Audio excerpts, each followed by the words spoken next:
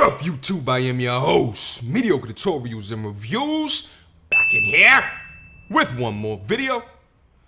Guys, I have an incredibly powerful video for you today. My rich friends tell how they made $500 million. Shout out to content creator TJ Millionaire Mentor. Recently came across his channel, and I am thoroughly impressed. This part of Black excellence never sees the light of day, and we need to change that. Without further ado,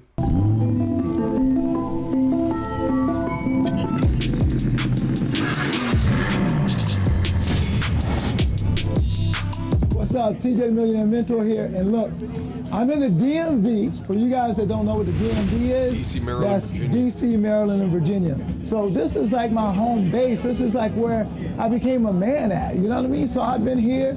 This is where I made my money here. And, this is where, I learned work ethic and everything here. So thing is, I'm super excited because I'm going to introduce you guys to my Lambo bros, right? So here's the deal. I have a whole lot of Lambo brothers, right, over on the West Coast, East Coast. And those are anybody that also love Lambos. So I'm going to introduce you to those guys to let you know that you don't have to be famous to make a whole lot of money, because these guys are killing it. Come on. Facts.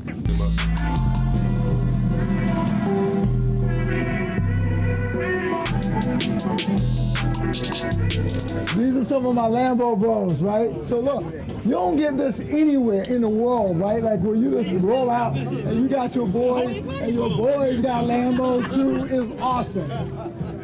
Dwayne. Look at all this excellence. Look at all this excellence. You could just tell. Mind you, let's see. Of the ones that we learn about, let's try to count the amount of wedding rings on their fingers. All right. Let's see. Let's take note. All right. Let's keep going. Daryl, Bitcoin riding. Kenny. My man Kelly. Kenny. He got aliases and shit. So, I don't know what we call them today. But these fellas all have Lambo. And these other fellas, I don't know what y'all got, but I know these are Lambo bros. That ain't what you want to know. Go ahead. You want to know how I made money. What I did. That's what he really Great question, young man. He ain't really got where you come from, who you are. He wants to know how you got paid. So I can emulate it. So I can replicate it. He wants to get in my pocketbook. How you got paid, how much you get made, all that kind of stuff. So here's the thing, man. So for me, I went in the military right out of high school, 17 years old, right? And I got skills in technology. I went to school for computer science and started coding and doing stuff like that. Got skills, got a job, started making money doing that. Just a regular job though, not making and then I started my side hustles. I started selling computers, building computers, doing a little bit of stuff, right? And then eventually, I started my own company. I worked for a consulting company for a while, and then I started my own company. I started a company before you were born, bro. Like for real. Really? Yeah. And I just recently sold that company in February. So I've been stacking and making money that way. But I also started a commercial real estate company where I would build, do construction in hospitals and stuff. I did a mobile detailing car wash business, right? I've invested a lot in real estate, just trying to flip things or trying to buy things and get people to pay rent and make money that way and hold it. So I've done those kinds of things. So today, about 12 years ago, I started a marketing company, digital publishing and marketing company. And I make a little bit of money doing that. A little bit. Incredibly impressive. Incredibly impressive. Now, if you listen to his history, right? It's not like he joined the army. Maybe he didn't know what to do with his life, but that was a good option. Maybe he has military members in his family, and he felt more at ease in taking that off. But notice what he said. He said he went into coding. He developed skills. Another thing that he said that I immediately caught on to is that he said he had his steady, low-paying job, but then he started his side hustles at the same time. And listen, at the end of the day, what he just described, he described it very, I want to say, fluidly, and he didn't go into the pain, the energy, the failures that he went through to establish himself as a knowledgeable person in whatever industry that he chose to dive into. Now, he worked full time and he got his hot side hustle popping at the same time. So I ask you guys, right, when we talk about being intentional about what it is that you're doing within a 24-hour period, are you spending your 24 hours making sure that you're up to date on Netflix? Or are you spending your 24 hours to make sure that you're developing skills that will solve problems to generate revenue? It was a key distinction. So listen, at the end of the day, I don't want to hear people complain when they hit like 30, 40 years old and they're arguing with, you know, what choices have they made in life in order to attain. I mean, at the end of the day, the majority of you guys are in America. So you have the opportunity, as long as you practice discipline and you go into fields that will pay you generously. I don't want to hear another, like, you know, you got a degree in criminal justice and now you're angry that you can't find a job, or that you got an art history degree or a music degree, right? Like, so the thing is like, I think that you have to do your due diligence, right? Like, if you guys are 16, 17 years old right now, you're trying to figure out what is it that you want to do, whether it's blue collar work or white collar work, or maybe you want to be your own entrepreneur, you have to focus in an industry that's going to be able to solve problems for customers for a long time to come, okay? Look at the trends, see where technology is going, see what industries make the most sense for you to be into that aligns to your skill sets. But honestly, it's one of the most difficult things to determine at 16 years old, or 17 years old, 18 years old, 19 years old, because you're still a boy, right? Even though legally you're a man at 18 years old, 17 in most states, you're still a boy. You're still trying to figure things out. You're still trying to figure out what is it that you like to do, or what is it that you want to get into. But notice what he did. He started somewhere, and then he kept on honing in the skill sets that he was developing as he was going on his journey to becoming a man. And within that, he apparently got really good at his skills that he was developing to really solve problems for people that generated income based off of results and not income based off exchanging time for money, which is the cornerstone of blue collar and white collar. All right, let's move on. There's a lot more nuggets in this video.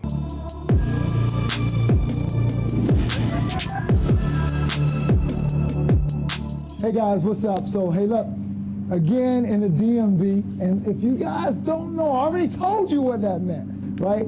DC, Maryland, and Virginia. And one of the things that I love about being here, of course, I love the car culture. I don't see no rings. Traveling wherever in the world to drive, to go to racetracks. Key indicator. But hanging out with these fellas, being able to just hang out with folks that, you know, kinship spirit, people that have made it, people that have built this stuff on their own. You know, I got Lambo brothers all over the world, right? People that have Lambos, but these are my Lambo bros. You know what I mean? Yeah, so these are Lambo bros. And I'm so proud to hang out with these guys because, you know, I don't want a Lamborghini, but I'm still inspired. Black and brown people that people see, especially hang out together. You guys know me, so I'm not gonna drop no knowledge on you. I ain't doing that today. But I'm gonna talk to my boys, right, because we always talk. And what I wanna do is them introduce themselves and just to tell you what the secret has been to their success. And I know all of these guys here, major success.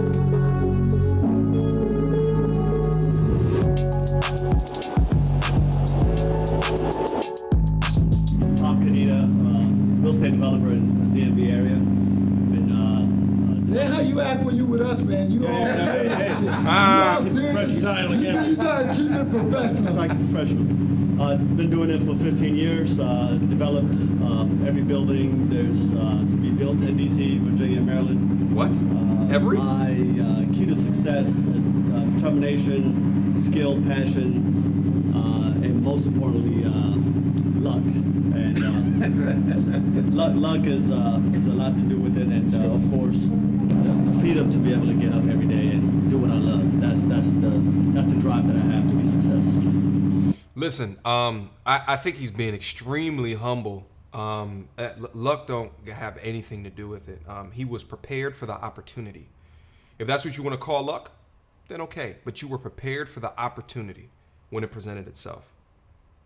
Hey, so look, one thing I need to drop in there about Tom is Tom was born in another country. So when he says the freedom to get up and to be able to pursue things, I know being an American ain't all popular now, and people like, the flag, blah, blah, blah, but he's living proof of what you can do in this country when you work really hard. No complaints, just working hard.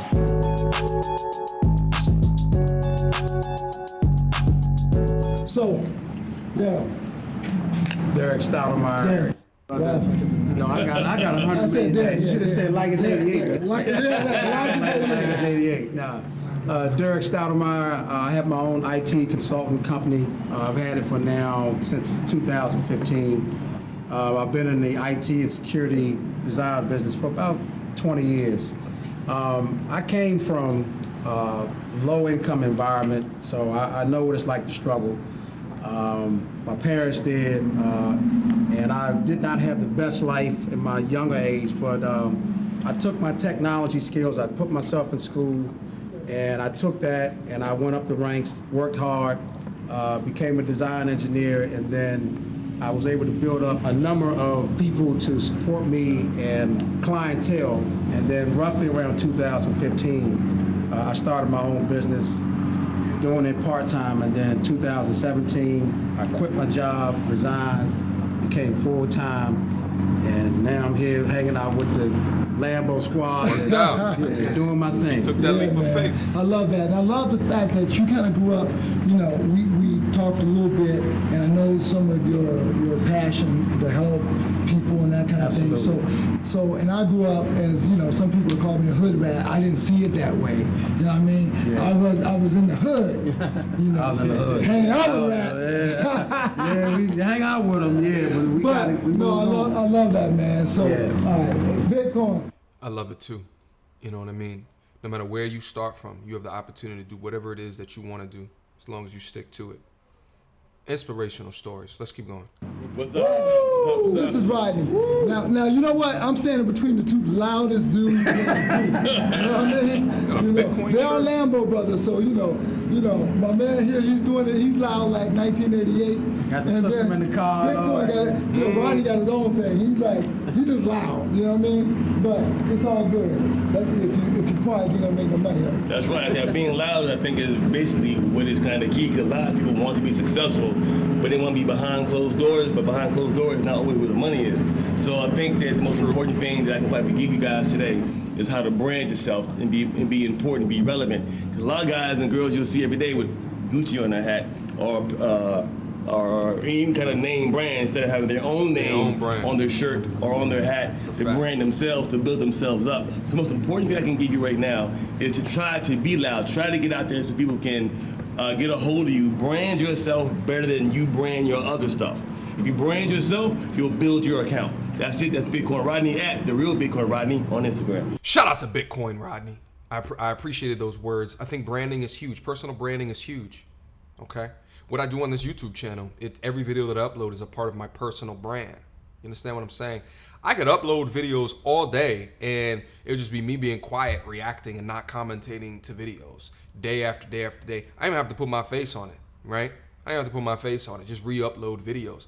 But then I can't build a brand in doing that. I can't let my thoughts, my ideologies come out as commentary on these pieces of YouTube. Why else do you think organizations have entire departments dedicated towards building their brand? And if something negative happens in the press, they have departments of organizations dedicated to rebuilding their brand or doing damage control. Shout out to all my public relation people that are watching this video right now. Guys, listen, I don't want to keep on going through the entirety of this video because I want you to go over there and I want you to check out the entire video. I cut this video up a lot because it's a very long video, but I want you guys to go over there, show support. I'll leave a link in the description box down below. There's a couple of other stories that he's gonna go over as well. So go over there and click on those other stories. And listen, at the end of the day, I wanted to take a break from the normal content that I upload on this channel because I am a true believer of You can't dream what you cannot see. And unless someone shows it to you, you don't think that it can be a part of you. All right? This is why I don't watch the World Star Hip Hops. This is why I don't watch the Love and the Hip Hops. Because all of that is contrived BS to me. I look at them, and that's my gold star. That's my North Star. That's what I aspire to be. More than what they thought that I could ever. You understand what I'm saying? That has been your video. That has been my reaction. Mediocre tutorials and reviews at gmail.com. Listen, guys, when you guys go over there, tell them MTR sent you. You understand what I'm saying?